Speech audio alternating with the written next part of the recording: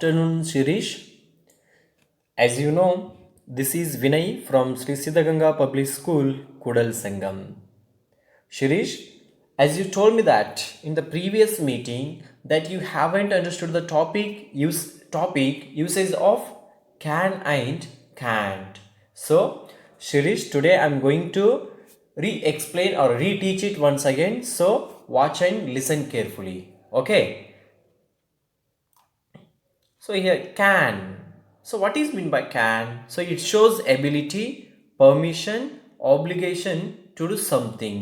ಅಂದರೆ ಕ್ಯಾನ್ ಅನ್ನೋದನ್ನ word or model ವರ್ಬ್ನ ನೀವು ಏನಾದರೂ ಒಂದು ಮಾಡಬೇಕಾಗಿದ್ರೆ ನಿಮ್ಗೆ ಅದು ಒಂದು ಕೆಲಸವನ್ನು ನೀವು ಮಾಡಲಿಕ್ಕೆ ಆಗುತ್ತೆ ಅಂದರೆ ನಿಮ್ಗೆ ಸಾಧ್ಯವಾಗ್ತಿತ್ತಂದರೆ ಅವಾಗ ನಾವು ಇದೇನು ತೋರಿಸುತ್ತೆ, ಎಬಿಲಿಟಿಯನ್ನು ತೋರಿಸುತ್ತೆ, ನಿಮ್ಮ ಸಾಮರ್ಥ್ಯವನ್ನು ತೋರಿಸುತ್ತೆ. ಓಕೆ, ಮತ್ತೇನೆಂದರೆ ಪರ್ಮಿಷನ್, ನೀವೇನಾದರೂ ಪರ್ಮಿಷನ್ ತೊಗೋಬೇಕಂದ್ರೆ ನಾವು ಕ್ಯಾನನ್ನು ಯೂಸ್ ಮಾಡಬೇಕು. ಆ್ಯಂಡ್ ಆಬ್ಲಿಗೇಷನ್ ಅಂದರೆ ಆಜ್ಞಾಧಾರಕ, ನೀವು ಇದನ್ನು ಮಾಡಬೇಕು, ಇದನ್ನು ಮಾಡಬಾರ್ದು ಅನ್ನುವಂಥ ಹೇಳುವಂಥ ಸಂದರ್ಭದಲ್ಲಿ ನಾವೇನು ಮಾಡ್ತೀವಿ, ಕ್ಯಾನನ್ನು ಯೂಸ್ ಮಾಡ್ತೀವಿ. ಅರ್ಥ ಆಯ್ತಾ? ಇಟ್ ಶೋಸ್ ಎಬಿಲಿಟಿ, ನಿನ್ನ ಸಾಮರ್ಥ್ಯವನ್ನು ತೋರಿಸುತ್ತೆ.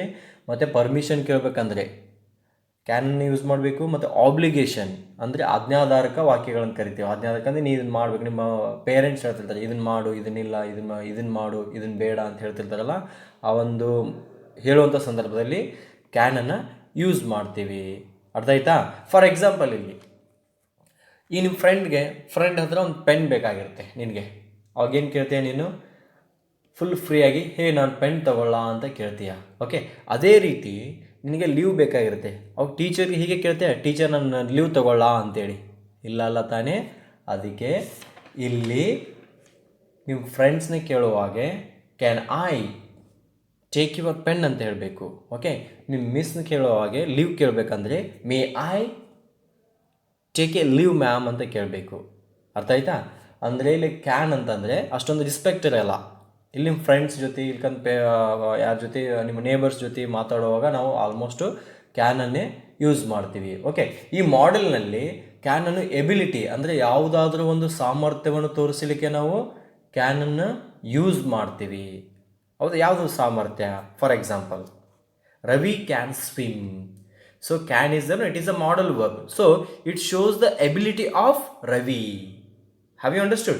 ರವಿ ಕ್ಯಾನ್ ಸ್ವಿಮ್ ಅಂದರೆ ರವಿಗೆ ಯಾವಾಗ ಸ್ವಿಮ್ ಬರ್ತೈತೋ, ಅವನಿಗೆ ಸ್ವಿಮ್ಮಿಂಗ್ ಮಾಡೋಕ್ಕೆ ಬರ್ತಿತ್ತಂದರೆ ನಾವೇನು ಹೇಳ್ಬೋದು, ರವಿ ಕ್ಯಾನ್ ಸ್ವಿಮ್ ಅಂತ ಹೇಳ್ಬೋದು. ಅರ್ಥ ಆಯ್ತಾ? ಅಂದರೆ ಅವನ ಹತ್ರ ಅಲ್ಲಿ ಎಬಿಲಿಟಿ ಇದೆ, ಅವನಿಗೆ ಸ್ವಿಮ್ ಮಾಡುವಂಥ ಎಬಿಲಿಟಿ ಇದೆ ಅವನಿಗೆ. ಅರ್ಥ ಆಯ್ತಾ? ನೀರಲ್ಲಿ ಬಿಟ್ಟರೆ ಸ್ವಿಮ್ ಮಾಡ್ತಾ ಈಜ್ತಾ ಬರ್ತಾನೆ ಅವನು. ಅರ್ಥ ಆಯ್ತಾ? ಅದು ಅವನ ಎಬಿಲಿಟಿ ಅದು. ಅರ್ಥ ಆಯ್ತಾ? ಇದಕ್ಕೆ ರವಿ ಕ್ಯಾನ್ ಸ್ವಿಮ್ ಅಂತ ಹೇಳ್ತೇವೆ. ಅರ್ಥ? Next, my father can drive a car. So my father can drive a car. ಇಲ್ಲೇ ಕ್ಯಾನ್ ಅನ್ನೋದು ಫಾದರ್ನ ಎಬಿಲಿಟಿಯನ್ನು ತೋರಿಸುತ್ತೆ, ಅಂದರೆ ಸಾಮರ್ಥ್ಯ. ಅವನಿಗೆ ಕಾರು ಚಲಾಯಿಸೋಕ್ಕೆ ಬರ್ತಿತ್ತಂದರೆ ನಾವೇನು ಅಂತ ಹೇಳ್ಬೋದು, ಕ್ಯಾನ್ ಅಂತನ ಹೇಳ್ಬೋದು. My father can drive a car. Okay, ಯಾರಿಗೆ ಕಾರ್ ಚಲಾಯಿಸೋಕ್ಕೆ ಬರೋದಿಲ್ಲ, ಯಾರಿಗೆ ಕಾರ್ ಓಡಿಸ್ಲಿಕ್ಕೆ ಬರೋದಿಲ್ಲೋ ಅವರಿಗೆ ನಾವು ಕ್ಯಾನ್ ಅಂತ ಹೇಳ್ಬಾರ್ದು, ಕ್ಯಾನ್ ಅಂತ ಯೂಸ್ ಮಾಡಬಾರ್ದು. ಓಕೆ, ಅದನ್ನು ಹೇಳ್ತೀನಿ ನೆಕ್ಸ್ಟ್ ಟೈಮ್ನಲ್ಲಿ. My father can drive a car. Okay, next, can I get in sir. So ನಿಮ್ಮ ಸ್ಕೂಲ್ನಲ್ಲಿ ಕೇಳ್ತಿರ್ತೀರ, ಏನಾದರೂ ಹೊರಗಡೆ ಇಂದ ಕ್ಲಾಸ್ಗೆ ಹೋಗಿ ಎಂಟ್ರ್ ಆಗಬೇಕಂದ್ರೆ ನೀವು ಪರ್ಮಿಷನ್ ಕೇಳ್ಕೊಂಡು ಹೋಗ್ತೀರಾ, ಹೌದಾ? ಇಲ್ಲಿ can I get in sir. So ಇಲ್ಲಿ ಕ್ಯಾನ್ ಅನ್ನೋದನ್ನು ನಾನು ಪರ್ಮಿಷನಾಗಿ ಯೂಸ್ ಮಾಡ್ತೀವಿ. Can I get in sir or can I have your pen. Okay, can I go to play sir. So ಇಲ್ಲಿ ನಾವು can I get in sir or can I take your pen. So ಇಲ್ಲಿ ಎರಡು ವಾಕ್ಯಗಳನ್ನು ನಾವು permission ಆಗಿ use ಮಾಡ್ತೇವೆ. ಅರ್ಥ ಆಯ್ತಾ? Next, Praveen can speak 3 languages. See, Praveen can speak 3 languages. So here the can, it shows the ability of Praveen. He can speak 3 languages. ನೋಡಿ ಶಿರೀಶ್, ಇಲ್ಲಿ ಪ್ರವೀಣ್ ಅನ್ನೋನು 3 ಭಾಷೆಗಳನ್ನು ಮಾತನಾಡಬಲ್ಲನು. ಹೌದಾ?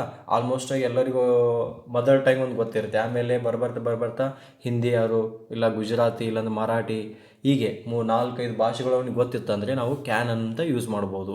Okay, Praveen can speak 3 languages. ಅರ್ಥ ಆಯ್ತಾ?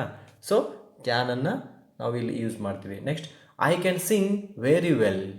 ಸಿ, ನಮ್ಮ ಸಾಮರ್ಥ್ಯವನ್ನು ನಾವು ತೋರಿಸ್ಕೊಳ್ಳೋಕ್ಕೆ I can sing very well ಹಾಡಿನಲ್ಲಿ. So I can sing very well ಅಂತ ಹೇಳ್ಬೋದು. ಅರ್ಥ ಆಯ್ತಾ? Next I can ride. Shirish I can ride. Okay, Shirish can eat 10 chapati at a time. So I can ride, ನಾನು ಸವಾರಿ ಮಾಡಬಲ್ಲೆ. ಎದ್ರ ಮೇಲೆ? ಬೈಕ್ ಮೇಲೆ. I can ride a bike or I can ride a horse. I can ride bicycle. ನಿಮ್ಮ bicycle ಗೊತ್ತಿತ್ತಂದರೆ, ನಿಮ್ಮ bicycle ನಿನಗೆ ಓಡಿಸಿಕ್ಕೆ ಬರ್ತಿತ್ತಂದರೆ I can ride a bicycle ಅನ್ಬೋದು. ಅರ್ಥ ಆಯ್ತಾ? ಇಲ್ಲಾಂದರೆ ನಿಮಗೆ ಬೈಕ್ ಓಡಿಸ್ಲಿಕ್ಕೆ ಬರ್ತಿತ್ತಂದರೆ I can ride a bike ಅಂತ ಹೇಳ್ಬೋದು. ಅರ್ಥ ಆಯ್ತಾ? ನೆಕ್ಸ್ಟ್ ಇಲ್ಲಿ Shirish can eat 10 chapati at a time. ಇಲ್ಲಿ ಕೂಡ ಕ್ಯಾನ್ ಅನ್ನೋದು ಎಬಿಲಿಟಿಯನ್ನು ತೋರಿಸುತ್ತೆ. ಶಿರೀಶ್ ಒಮ್ಮೆಲೆ 10 ಚಪಾತಿ ತಿಂದಂದರೆ ಅವಾಗ ನಾವೇನು ಯೂಸ್ ಮಾಡ್ಬೋದು? ಕ್ಯಾನ್ ಅಂತ ಯೂಸ್ ಮಾಡ್ಬೋದು. ಅರ್ಥ ಆಯ್ತಾ? Shirish can eat 10 chapati at a time. So here can, it shows the ability of Shirish. He can eat 10 chapati at a time. ಯಾರಿಗಾದ್ರೂ ಆಗುತ್ತಾ 10 ಚಪಾತಿ ಒಮ್ಮೆಲೆ ತಿನ್ನೋಕ್ಕೆ? ಬಟ್ ಅವನಿಗೆ ಆಗುತ್ತೆ ಅಂತಂದರೆ, ಶಿರೀಶ್ ಆಗಿರ್ಬೋದು, ಇಲ್ಕಂದ್ರೆ ಬೇರೆ ಯಾರು ಆಗಿರ್ಬೋದು, ಅವರಿಗೆ ಆಗ್ತಿತ್ತು ಅಂದರೆ, ಅವನಿಗೆ ಸಾಧ್ಯ ಆಗುತ್ತೆ ಅಂದರೆ ಕ್ಯಾನ್ ಅಂತಲೇ ಯೂಸ್ ಮಾಡಬೇಕು. Okay, next you can complete your homework by today itself. Okay, your parents ಹೇಳ್ತಿರ್ತಾರೆ, Shirish you can complete your homework by today itself. ನೀನು ಇವತ್ತೇ ಹೋಮ್ವರ್ಕ್ನ ಮುಗಿಸ್ಬೇಕು. ಇದು ಆಜ್ಞಾಧಾರಕವಾಗಿ ಆಬ್ಲಿಗೇಷನ್ ಅಂತ ಹೇಳ್ತಾರೆ. ನೀವು ಮಾಡಲೇಬೇಕು ಇವತ್ತು ಹೋಮ್ವರ್ಕನ್ನು ಕಂಪ್ಲೀಟ್ ಮಾಡಲೇಬೇಕು ಇವತ್ತು ಮುಗಿದ್ರೊಳಗೆ ಅಂತ ಹೇಳ್ತಿರ್ತೀರಲ್ಲ, ಅಂತ ನಿಮ್ಮ ಪೇರೆಂಟ್ಸ್ ಹೇಳ್ತಿರ್ತಾರೆ, ಹೌದಾ? ಅವಾಗ ಇಲ್ಲಿ ಕ್ಯಾನ್ ಅನ್ನೋದನ್ನು ಆಬ್ಲಿಗೇಷನ್ ಅಂತ ಹೇಳ್ಕೊಡುತ್ತೆ. ಅಂದರೆ ಆಜ್ಞಾಧಾರಕ. ನಿಮ್ಮ ಪೇರೆಂಟ್ಸ್ ಆಜ್ಞೆ ಮಾಡಿರ್ತಾರೆ ನೀವು ಇವತ್ತು ಮುಗಿಸ್ಲೇಬೇಕು ಅಂತೇಳಿ. Okay, you can complete your homework by today itself. ಹೀಗೆ ಕ್ಯಾನನ್ನು ಎಬಿಲಿಟಿಯಾಗಿ ಮತ್ತು ಪರ್ಮಿಷನ್ ಆಗಿ ಮತ್ತು ಆಬ್ಲಿಗೇಷನ್ ಆಗಿ ಏನೋ ಒಂದು ಮಾಡಬೇಕಂದ್ರೆ ಯೂಸ್ ಮಾಡ್ತೀವಿ. Okay, next let me switch on next slide. Can't or its abstraction. Okay, ಇದ್ರದ್ದು ಆಬ್ಸ್ಟ್ರಾಕ್ಷನ್ಸ್ ಅಂದರೆ ಕೆನಾಟ್ ಅಂತ ಯೂಸ್ ಮಾಡ್ಬೋದು. CANNOT, cannot or CAN''T, can't. ಇದು ಕ್ಯಾಂಟ್ ಅಂತ ಕರಿತೀವಿ. Okay, it shows disability or not able to do something. Okay, or impossibility. ಇಲ್ಲಿ ಕ್ಯಾಂಟನ್ನು ಇಂಪಾಸಿಬಿಲಿಟಿಯಾಗಿ use ಮಾಡ್ತೀವಿ, ಆರ್ ಡಿಸಬಿಲಿಟಿಯಾಗಿ. ಏನೋ ಒಂದು ಕೆಲಸವನ್ನು ನಿಮ್ಗೆ ಮಾಡೋಕ್ಕೆ ಬರೋದಿಲ್ಲ ಅಂದರೆ ಅವಾಗ ಏನು ಮಾಡ್ತೀವಿ? ಕ್ಯಾಂಟ್ ಅಂತನ ಯೂಸ್ ಮಾಡ್ತೀವಿ, ಹೌದಾ? For example, Mallu can't swim. For example, ನಿಮ್ಮ ಫ್ರೆಂಡ್ಗೆ ಮಲ್ಲು ಅಂತಿರ್ತಾನೆ, ಅವನಿಗೆ ಸ್ವಿಮ್ ಬರೋದಿಲ್ಲ. ಬಟ್ ಸ್ವಿಮ್ ಬರ್ತಿತ್ತಂದರೆ ಮಲ್ಲು ಕ್ಯಾನ್ ಸ್ವಿಮ್ ಅಂತ ಹೇಳ್ಬೋದು. ಬಟ್ ಇಲ್ಲಿ ಮಲ್ಲುಗೆ ಸ್ವಿಮ್ ಬರ್ತಿರ್ಲಿಲ್ಲ ಅಂದರೆ, ಅವನಿಗೆ ಸ್ವಿಮ್ ಮಾಡೋಕ್ಕೆ ಗೊತ್ತಿರಲಿಲ್ಲ ಅಂದರೆ ನಾವು ಏನು ಮಾಡಬೇಕು? ಕ್ಯಾಂಟ್ ಅಂತ ಯೂಸ್ ಮಾಡಬೇಕು. ಅರ್ಥ ಆಯ್ತಾ Shirish? Okay, Mallu can't swim. So can't ಇದೆಲ್ಲ ಮಾಡಲ್ ವರ್ಬು. ಇದು ಡಿಸಬಿಲಿಟಿ ಆರ್ ಇಂಪಾಸಿಬಿಲಿಟಿ ಆಫ್ ಮಲ್ಲುನ ಇಂಪಾಸಿಬಿಲಿಟಿ ತೋರಿಸುತ್ತೆ. ಅಂದರೆ ಅವನಿಗೆ ಮಾಡೋಕ್ಕೆ ಆಗೋದಿಲ್ಲ, ಸ್ವಿಮ್ ಮಾಡೋಕ್ಕೆ ಆಗೋದಿಲ್ಲ ಅಂತಲೇ ಹೇಳ್ಕೊಡುತ್ತೆ. Next, the elephant can't fly. Do you know? Can elephant fly? No. Elephant can walk, but the elephant cannot fly. Correct, no? So ಇಲ್ಲೇನಾಯ್ತು? The elephant can't fly. ನಿಮ್ಗೆ ಗೊತ್ತಾ ಎಲಿಫೆಂಟ್ ಎಲ್ಲಾದರೂ ಹಾರುತ್ತೆ ಅನ್ನೋದು? ಹಾರಕ್ಕೆ ಬರೋದಿಲ್ಲ, ಅದಕ್ಕೆ ಗೊತ್ತಿಲ್ಲ, ಹಾರೋಕ್ಕೆ ಗೊತ್ತಿಲ್ಲ ಅಂತ ಅನ್ನೋಕ್ಕೇನು, ಅದಕ್ಕೆ ಹಾರಕ್ಕೆ ಬರೋದಿಲ್ಲ, ಹೌದಾ? ಅವಾಗ ಏನು ಮಾಡ್ಬೇಕು ನಾವು? ಕ್ಯಾಂಟ್ ಅಂತ ಯೂಸ್ ಮಾಡಬೇಕು. The elephant can't fly. Okay, ಅದಕ್ಕೆ ಸಾಧ್ಯ ಆಗೋದಿಲ್ಲ ಹಾರಲಿಕ್ಕೆ. ಓಕೆ, ಅವಾಗ ನಾವು ಕ್ಯಾಂಟ್ ಅಂತ ಯೂಸ್ ಮಾಡಬೇಕು. Next, fish can't walk. Fish can't walk. ನೋಡಿದೆ ಎಲ್ಲಾದರೂ ಮೀನುಗಳು ನಡೆದಾಡೋದನ್ನು? ಇಟ್ಸ್ ಇಂಪಾಸಿಬಲ್ನು. ಎಸ್, ಅದಕ್ಕೆ ನಾವು ಕ್ಯಾಂಟ್ ಅಂತ ಯೂಸ್ ಮಾಡಬೇಕು. ಯಾಕೆ? ಮೀನುಗಳು ನಡೆದಾಡೋಕ್ಕೆ ಬರೋದಿಲ್ಲ. Okay, fish can't walk. Okay, next, I can't do this. ನಿನಗೇನೋ ಒಂದು ಮಾಡೋಕ್ಕೆ ಬರ್ತಿರ್ಲಿಲ್ಲಪ್ಪ. ಸಮ್ ಆಗಿರ್ಬೋದು, ಲೆಕ್ಕ ಆಗಿರ್ಬೋದು, ಇಲ್ಲ ಬೇರೆ ಏನೋ ಒಂದು ಕೆಲಸ ಆಗಿರ್ಬೋದು. ನಿಮ್ಮ ಮನೆ ಪೇರೆಂಟ್ಸ್ ಅಸೈನ್ ಮಾಡಿರ್ತಾರೆ ನಿಮ್ಗೆ ವರ್ಕ್, ಅದು ನಿಮ್ಗೆ ಮಾಡೋಕ್ಕೆ ಬರೋದಿಲ್ಲ. ಯಾಕಂದ್ರೆ ಅದಕ್ಕೆ ಮಾಡೋಕ್ಕೆ, ಆ ವರ್ಕ್ನ ಮಾಡೋಕ್ಕೆ ನಿಮಗೆ ಆಗ್ತಿರ್ಲಿಲ್ಲ. ಅವಾಗ ನಾವು ಏನು ಮಾಡಬೇಕು? ಏನು ಅಂತ ಹೇಳ್ಬೇಕು? I can't do this some or I can't do this work ಅಂತ ಹೇಳ್ಬೋದು. Okay, next, cats can't bark. See, the cats never can't bark.